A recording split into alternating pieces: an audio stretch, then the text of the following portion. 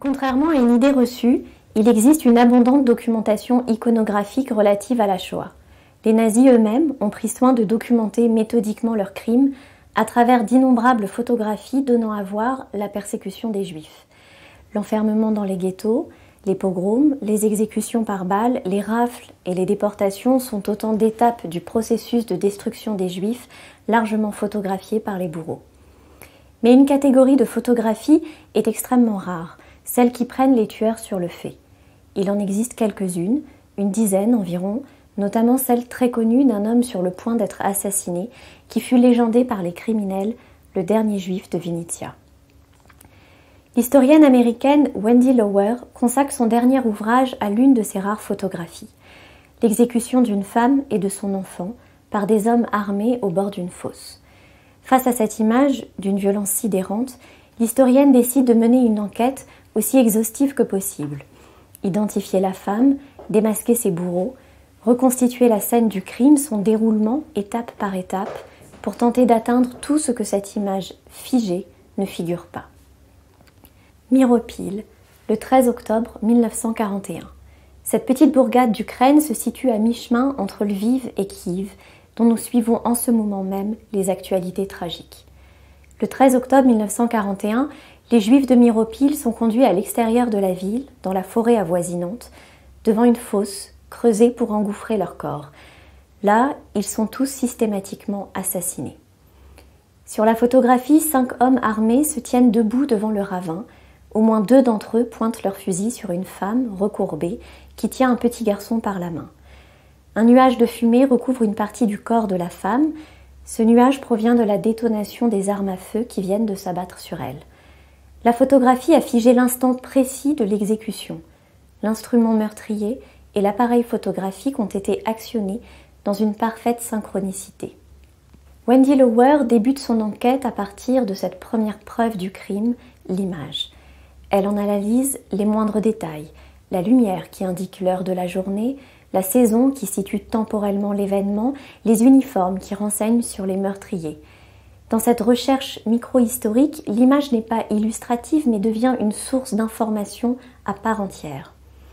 Si la photographie était clandestine, explique l'historienne, elle serait penchée ou floue, car prise à la hâte et dans la peur. Mais ici, rien de tel. Tout est parfaitement cadré et nous voyons ce que cet observateur a voulu nous faire voir. Il a retiré le cache de son objectif, pointé l'appareil sur cette femme et son enfant, attendu que les tueurs braquent leurs fusils sur elle et saisi la scène telle qu'il souhaitait la montrer au moment même de la détonation meurtrière. Par ce geste, le photographe prend part activement à la violence criminelle qui se déploie sous son regard. Pourquoi la femme est-elle courbée de cette manière ? Wendy Lower prend le temps d'examiner cette étrange posture. Soudainement, elle discerne 2 genoux, une présence au contour estompé sous la robe à pois de la mère. Oui, c'est bien cela, il y a un autre enfant sur cette image. L'un est tenu par la main, l'autre se trouve devant elle. Ce ne sont plus 2, mais 3 victimes. L'historienne croise alors cette photographie à d'autres sources de renseignements et parvient à découvrir l'identité des meurtriers. Des hommes faisant partie d'une simple unité de police des frontières intégrée au ministère des Finances du Reich et mobilisée pour l'invasion de l'Union soviétique en juin 1941.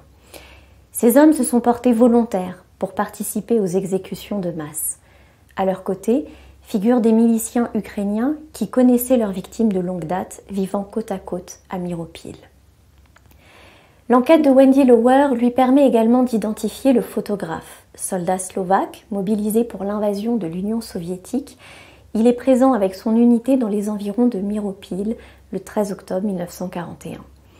Si les ordres officiels interdisent de photographier les massacres de masse, de crainte d'alimenter la résistance et d'attenter ainsi à la sécurité du Reich, ils sont loin d'être respectés et l'appareil photographique fait partie des objets courants du pactage du soldat.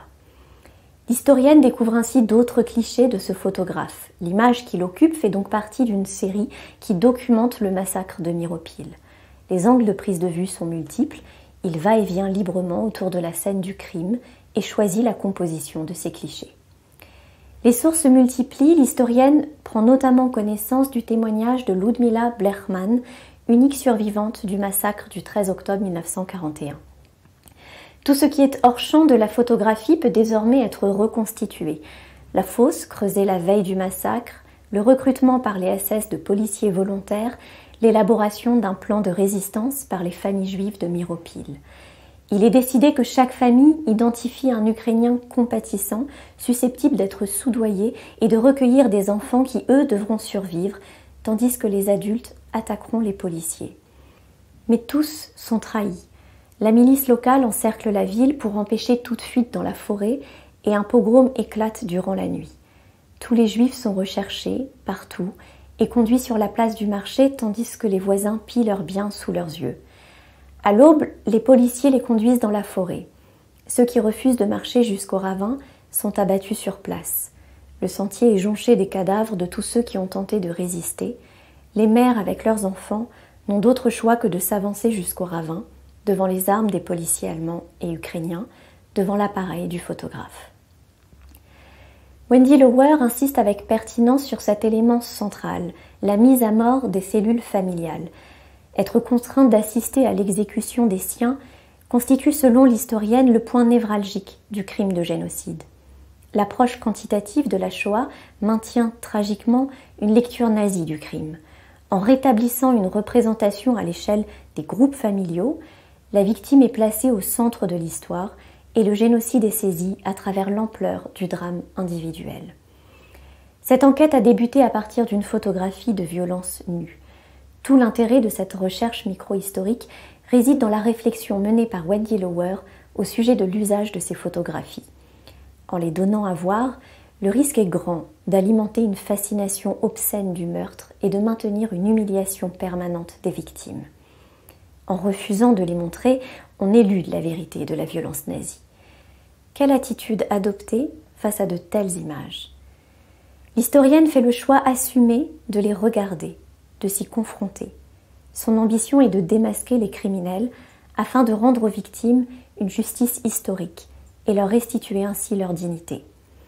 Cet usage éthique de la photographie de violence de masse suppose d'apprendre à ne pas rester enfermé dans le regard du photographe qui déshumanise les victimes, de les placer, elles, au centre de nos préoccupations afin de leur restituer leur statut de sujet. Wendy Lower a examiné attentivement la photographie de Miropil et après des années de recherche, l'historienne a pu identifier, avec plus ou moins de certitude, la femme à la robe à pois. Elle s'appelait Kiva Vassiliuk, elle était juive et fut assassinée avec 2 enfants le 13 octobre 1941 à Miropil, en Ukraine. Miropil, qui signifie littéralement le centre du monde, le lieu d'où résonne le cri des victimes, là où doivent se porter nos regards.